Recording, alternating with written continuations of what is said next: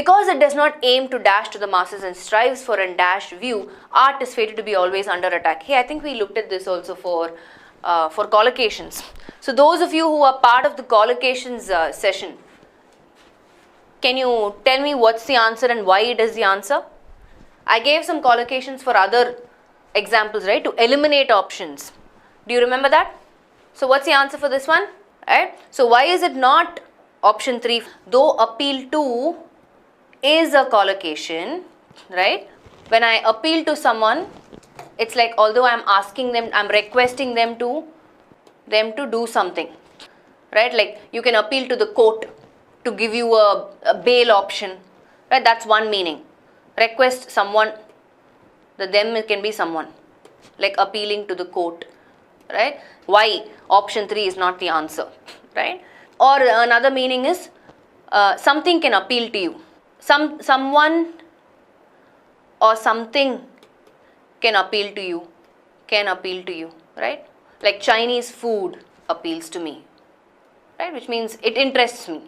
I like it. It captures my interest. So if my friends and I are, deciding where to go and have lunch, and if they say, hey, let's do Chinese this afternoon, that interests me. Yes, I like Chinese. That appeals to me. Let's do that, right? So these are the meanings. So in the context, what meaning do I need? Because it does not aim to appeal to the masses. No, I'm not talking about an interest, or I'm not talking about a request. So that's why though appeal to is a collocation, it's not the right collocation in this context. And we can quickly eliminate option 1 and 4 because you cannot defer to the masses, because defer means to postpone. You can defer something, you can defer a meeting, you can defer a decision, you can defer a deadline, a project deadline. Likewise, you can't afford to the masses. You can afford something. Afford means ability to purchase something or accommodate someone last minute, right? So not the right meaning in the context. It's not option 4. You can't afford to the masses, right? Let's say you and I go to a car showroom. Okay, we want to buy a car, and you're asking me, Nikita's like, hey Sylvia, do you think you have the money to buy this car? And I'm like, no, Nikita, I can't afford it. It's very expensive, right? So in that context, I'm talking about my ability to be able to buy that car. I can afford it. You can afford something. You cannot afford something. Or if I say, or Sharmila says, hey Sylvia, why don't we include Gaurav also? I think we can afford to include him. No problem. One more person. It's better if we have more people, when we go to the restaurant, to the Chinese place to have lunch. The more the people, the cost can be split. It will work out cheaper for all of us. Yeah. Okay, so I'm just giving you random example sentences, and that's not the context meaning that we need here, right? But what we need is cater, which means what? Help, be of some support. So because it does not aim to cater to the masses and strives for an alternate view, what do I have? An. And what's my option? Universal. Can I use an in front of universal? No. I can only use a. Why? Because universal, though it's a vowel, it takes up the consonant sound of Y. Remember? Article, basic article rule. So that's why I can definitely not use option 3. Even if I am not aware of the collocation, the second blank is incorrect. I can't use universal because I have an and I don't have a. Okay? Enemies are almost always dash as they share the same dash of hatred, suspicion and betrayal.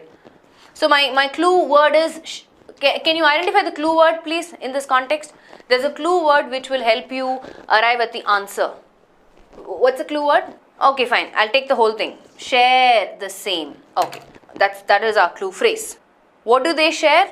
That's why I can't use disparate or different. Immediately I will eliminate these two options, right? Because if they share the same, it has to be something that is either common or similar. But with respect to hatred, suspicion and betrayal, they're not features, right?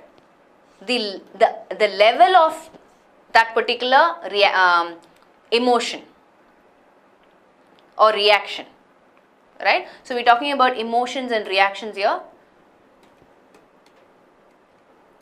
The intensity is the most appropriate word, right? And that's why it's option 2 and not option 1. And even common would not be an appropriate word in this context, right? What's common in them is the intensity of hatred, suspicion, and betrayal makes sense. But I can't say enemies are almost always common. That doesn't make sense. They are similar because they share the same intensity of these reactions or emotions. You must apologize. Dash him, dash the wrong you have done. This also is an easy one. You can quickly eliminate option 1 and 3 because you can't apologize from. You always apologize to someone for something, right? That's the collocation. Why are you apologizing? Because. So you apologize to someone for what? For something. For whatever you've done. So obviously the answer is option 4. This again is an easy one. What about this? After I dash dinner, I dash TV for a while. This is an easy one, right?